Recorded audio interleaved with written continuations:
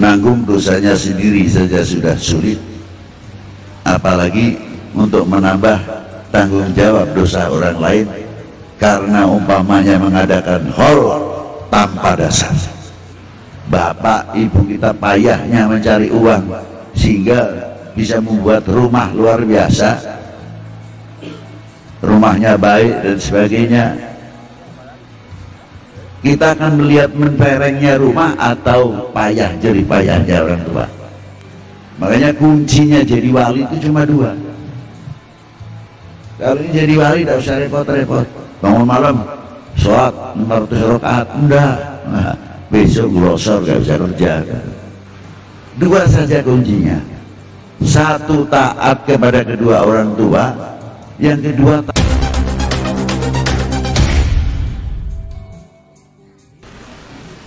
apa yang telah dilakukan oleh Rasulullah SAW setiap tahun. Baginda Nabi mesti rombongan ziarah ke Uhud.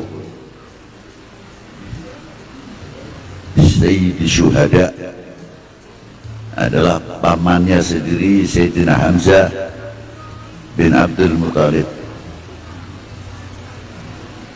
Maka apa tidak menjadi suatu heran apabila perkembangan haul tetap berjalan, para sesepuh, para ulama-ulama kita itu tidak mau berjalan asal berjalan tanpa dasar, karena para beliau itu lebih tahu mahwa dulu apa sih sebenarnya dosa itu, karena menanamkan satu paham yang tidak pas yang akhirnya mengundang tanggung jawab terhadap para ulama-ulama itu sendiri atau tokoh-tokoh umat ini. Nanggung dosanya sendiri saja sudah sulit, apalagi untuk menambah tanggung jawab dosa orang lain karena umpamanya mengadakan haul tanpa dasar. Itu satu contoh. Ulama-ulama kita tidak bodoh, Pak. Ulama-ulama Indonesia khususnya memang karena sejarah ini jarang terbuka,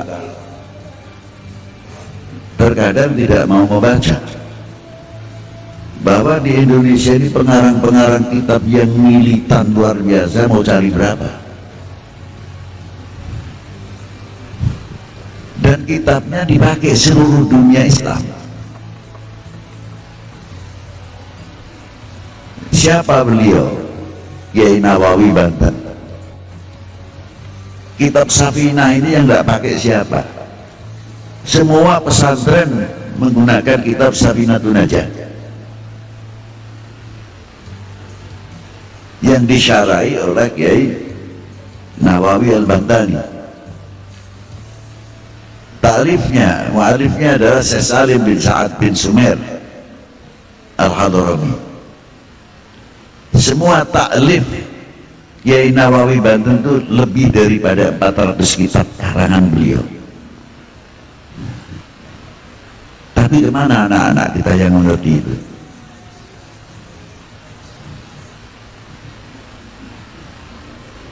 Sejarah sangat kuat. Dan beliau berangkat ke Mekah umur 15 tahun sampai wafatnya. Beliau pernah dibawa ke Al-Azhar Syarif. Itu Kiai Nawawi Banten. Belum Habib Uthman sendiri, mufti awalan wa akhiran, mufti pertama dan mufti terakhir di Indonesia. Selain Syed Uthman tidak mampu untuk pegang jabatan mufti. Karangannya pun lebih di antara 300 kitab. Belum Syekh Bagir Jogja, Zainal Abidin Puduh. Ada ulama Indonesia yang luar biasa, dibandingkan umurnya itu sudah seimbang. Beliau masih meninggal masih muda, umurnya masih 40 tahun. yang mensyarahi kitab punya Imam Ghazali, dan diberi anak cucunya ini subhanallah kayak ilmu laduni begitu. Maka rata-rata sebagian rata-rata matinya muda. Belum para mursyid thariqah dari India, dari Hadramaut, dari Yaman, dari Afrika sendiri mengambil thariqah ulama Indonesia. Siapa beliau? Syekh Ahmad Khotib Sambas, bukan Mangkabawi, tapi Syekh Ahmad Khotib bin Abdul Somad Sambas. Itu muridnya sadunia beliau. Semua mengambil thariqah Qadiriyah Naqsyabandi dari beliau. Mestinya kita bangga. Sejauh mana kita mempunyai kebanggaan kepada bangsa ini, kepada umat ini yang mengangkat Indonesia luar biasa. Tapi karena sejarah, maka perlunya adanya khol supaya kita ini tidak keparmen obor. Itu diantaranya. Supaya kita buka mata min ulama'ina. Kalau tidak ada khol, anak-anak kita mana mungkin tahu. Coba yang perjuangan pertama di Indramayu siapa? Ki Samun di Dadap, Dodo di daerah Dadap. Tapi putranya di Wat Bogor, Ki Syakir. Perkembangan dunia Islam dari mulai itu berkembang. Belum sebelumnya. Apakah anak-anak kita mengerti?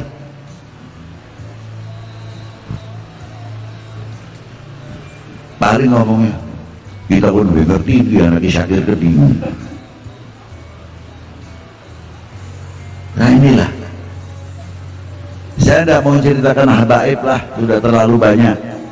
Bukan saya menyepelekan, kalau habaib itu detail, lahirnya, tanggalnya, bulannya, umurnya, memang dipelajari supaya anak cucunya itu bisa meniru paling tidak.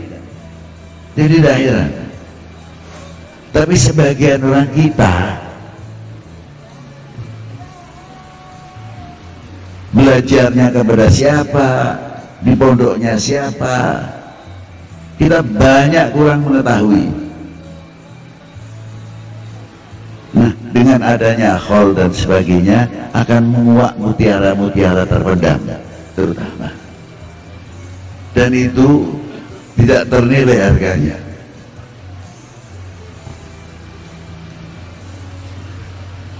Belum ulama-ulama yang di Cirebon, Syarif Hidayatullah terlalu tinggi, seperti Kiai Kiria, Kiai Muhammad Tolha, satu mursyid thariqah Syatoriyah, yang satu Qadiriyah Naqsyabandiyah.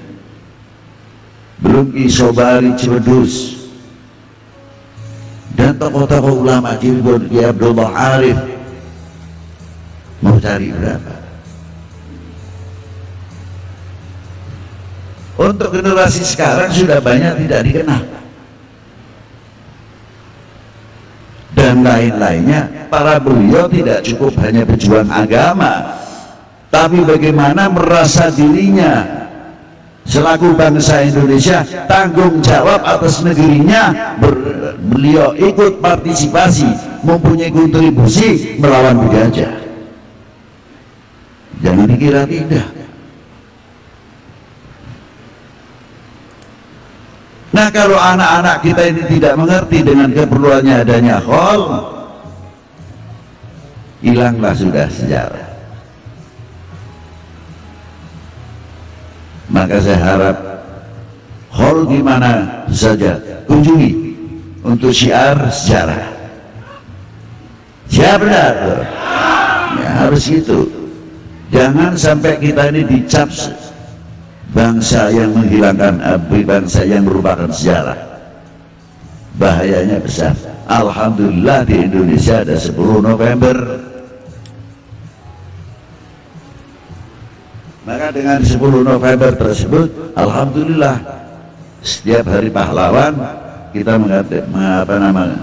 pakai bendera merah putih dipasang di mana-mana. Ada kurang tambahan sedikit, mestinya dengan kata-kata yang indah, wahai pahlawanku, setetes darahmu yang jatuh di tanah, mutiara setinggi apapun harganya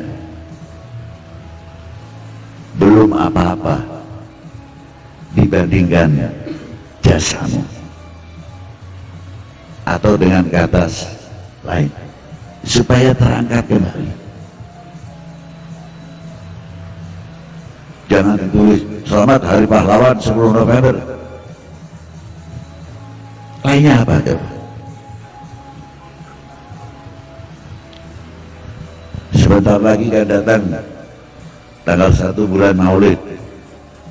Bisa tak dia tiap kampung mau masuk kampung, ahlan wa sahlan ya abduril khalqillah, selamat datang di bulan Maulud,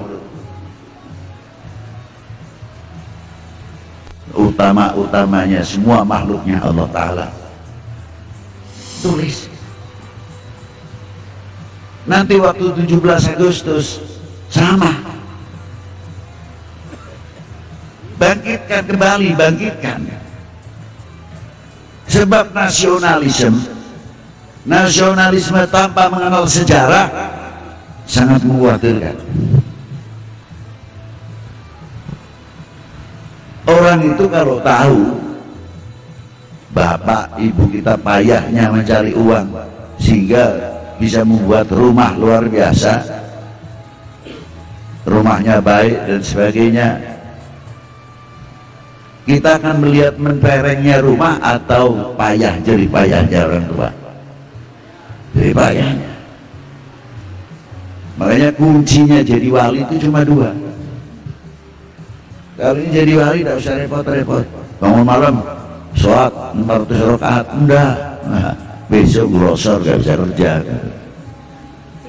ya. 2 saja kuncinya. 1, taat kepada kedua orang tua, yang kedua taat kepada gurumu, selesai. Ilmu ini sundul langit sama orang tua begini, jangan diharap keluar karomahnya. Itu kuncinya di situ. Semua para aulia, Uwais Al-Qarni begitu pangkatnya tinggi luar biasa karena menunggui ibunya. Itu diantaranya. Nah, maka dari itu pentingnya haulan. Saya hanya mengatakan pentingnya haulan, nasihat sudah banyak lah. Mungkin dari Habib Abana, putra guru saya Habib Abdurrahman bin Abdullah bin Faqih, dari Al-Ah Qasim bin Muhammad, dan dari habaibna atau kiai-kiai kita sudah banyak. Ini kepentingannya haul, kepentingannya untuk memperkuat cinta kita kepada bangsa dan tanah air ini. Karena sekarang sudah mulai melentur. Cinta bangsa, cinta tanah air mulai rosot. Saya ambil contoh satu saja lah. Orang itu kalau cinta benar kepada siapa yang dicintainya, cenderung menutup aibnya. Itu kalau orang cinta benar. Tidak mungkin orang lelaki cinta sama istrinya, no bojo kita wis kerempeng sih kan, disini bisa dialap apa-apa nih, percuma, tidak bakal. Malah tambah kasih sayang, apalagi sudah melahirkan anak cucu, tambah sayang. mau mengucapkan kata-kata yang menyakitkan saja dipikir. Karena apa? Mahabbah. Aibnya cenderung ditutupi walaupun benar, tapi kita tidak akan membuka. Nah, inilah keistimewaannya orang mahabbah. Bagaimana kalau kita cinta kepada republik dan bangsa ini? Apakah kita akan menjual aib bangsa ini demi untuk kepentingan? Pikir jauh-jauh ini turun. Ngerotok galak tidak ya? Ya. Itulah. Maka dari tingnya adalah di sini. Al-mahabbah mulai berlentur. Ayo kita perbaiki bareng-bareng, jangan saling menyalahkan.